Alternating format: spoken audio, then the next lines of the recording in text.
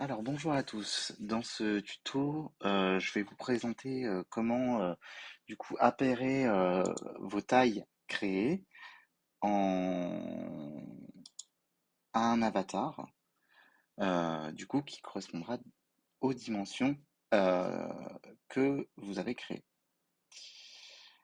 Alors, vous avez créé vous avez créé vos tailles.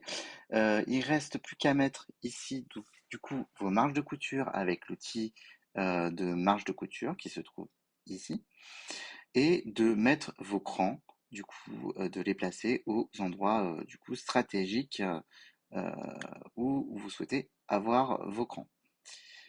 Ensuite, il faudra vous rendre dans Appairer l'avatar, vous mettez à jour. Donc voilà, ici c'est mis à jour.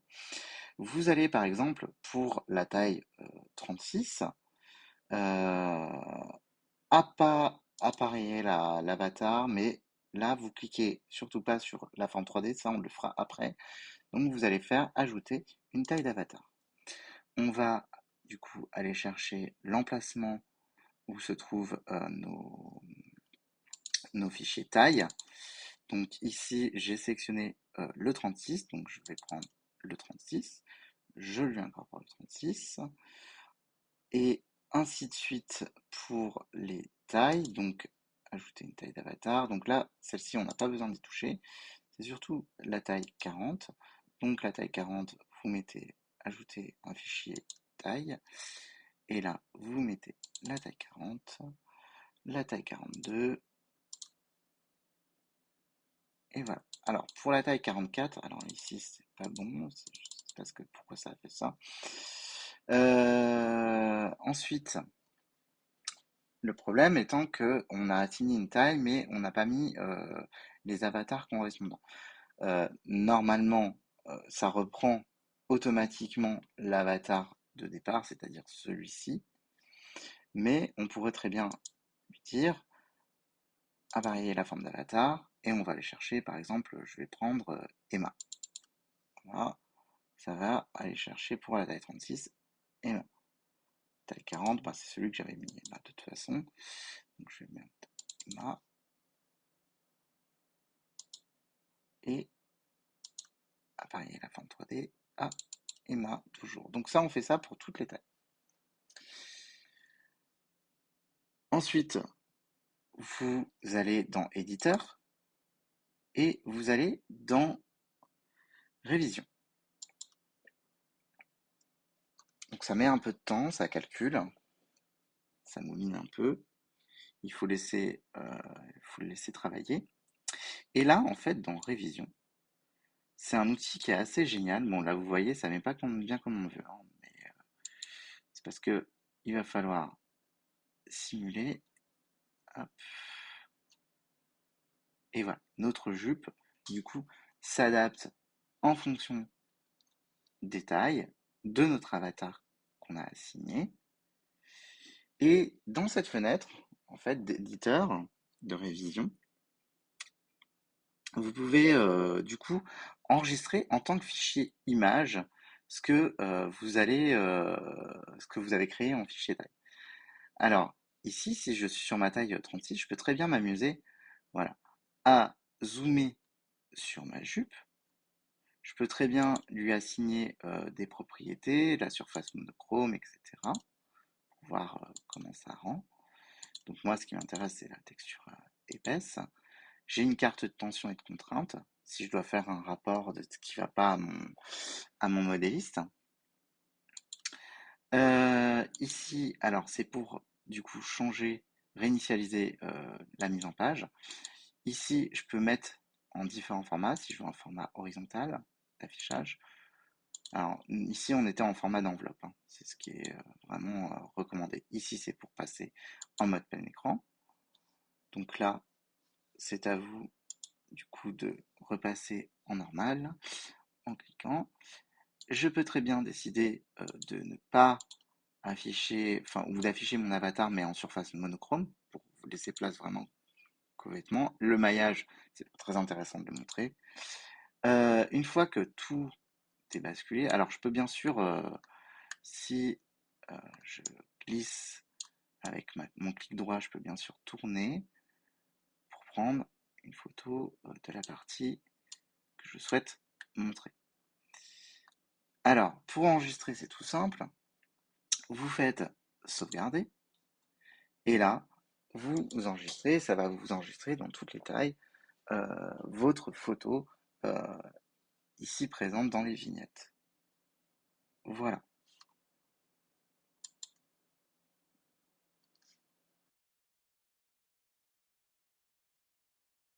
Alors, dans cette vidéo, on va voir comment faire le placement multitaille pour les façonniers. Donc, pas pour l'imprimeur, pour imprimer votre patron, mais uniquement pour les façonniers. Alors, vous allez vous rendre ici, dans Simulation, vous allez avoir le menu déroulant. Vous allez faire Print Layout ou Layout. Ensuite, là, votre tissu, vous voyez, il vient de se mettre, il vient de se placer dans un rectangle. Ici, bien sûr, vous avez par type de tissu. Donc là, c'est le cachemire, la laine cachemire. Et là, vous avez le denim. Pourquoi? Votre façonnier, en fait, il a besoin de savoir qu'est-ce qu'il doit couper et dans quel tissu. Donc le patronage va être complètement différent. Enfin, différent. Le patronage va être différent. La façon dont il va couper le tissu, etc., ça va être différent. Et là, vous avez le thermocollant, parce que j'ai rajouté un petit thermocollant sur la ceinture. Alors, euh, vous allez vous rendre dans le vêtement, le nombre de gradations. Vous avez ici, du coup, tout ce qui est aide, donc pour imbriquer les patrons. Alors là, je vais toujours pas indiquer qu'est-ce que je devais faire avec ce document. Donc en fait, tout simplement, ici dans l'éditeur de propriété, là je suis toujours dans Wool Cashmere, j'ai plusieurs informations où je dois mettre des données. Donc, nombre de vêtements. Alors là, il m'indique actuel. Donc, je vais obligatoirement l'imprimer, enfin, ça va obligatoirement euh, faire pour le taille 38. Mais imaginons, j'ai besoin de faire mon multitaille. J'ai indiqué mes gradations. Donc là, j'indique que j'ai fait une gradation.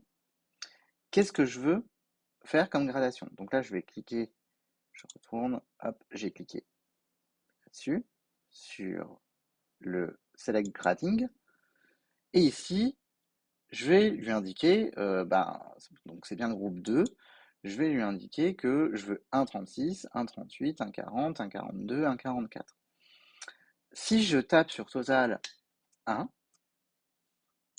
obligatoirement, ça va prendre tous les tailles, euh, comme vous voyez, ça a pris toutes les tailles en une fois. Donc ils vont imprimer, enfin ça va afficher la taille 36, la taille 38, la taille 40, la taille 42.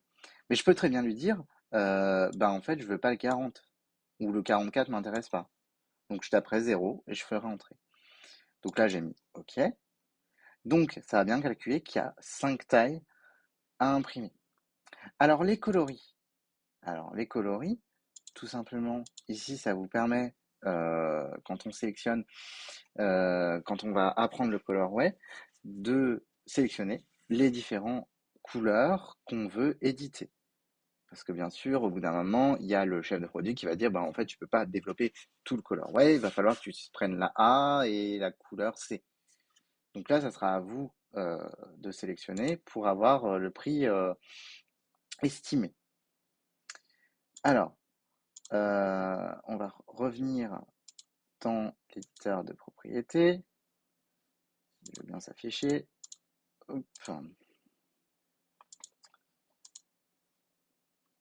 Là, on a bien sélectionné tout ce qui est gradation. On va synchroniser. Là, ici, c'est comme simuler. Donc là, je lui ai indiqué que je voulais dans les tailles différentes. Et là, regardez, vous avez euh, la taille, la taille 38, la taille 36, 40, 42, etc., etc. Donc là, il faudra bien indiquer du coup quelles sont les tailles euh, qu'on a choisi. On va laisser, vous voyez, ça charge. Il y a toujours une petite barre de chargement. C'est normal parce qu'il faut bien charger toutes les pièces sur le patronage.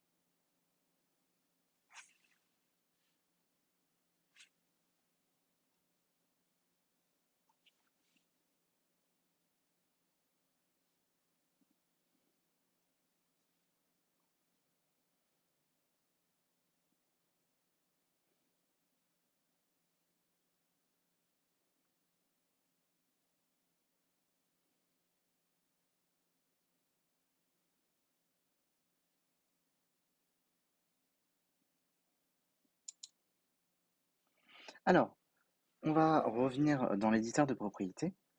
Ici, vous avez la direction du droit fil. Donc, tout est en sens droit fil. J'aurais pu lui indiquer qu'il y avait 2 ou 4 sens. Mais bon, on travaille toujours en droit fil. Donc, il n'y a pas de souci. Alors, c'est ici que ça va devenir intéressant. C'est tissu. Tissu, en fait, ça va vous permettre de mettre la lèse de votre tissu. Alors, la longueur, généralement, elle se fait automatiquement. Donc ça, on peut jamais y toucher. C'est vraiment la largeur où là, vous pouvez adapter.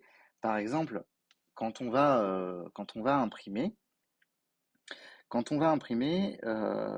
chez un imprimeur, on met la largeur du format A0. Voilà.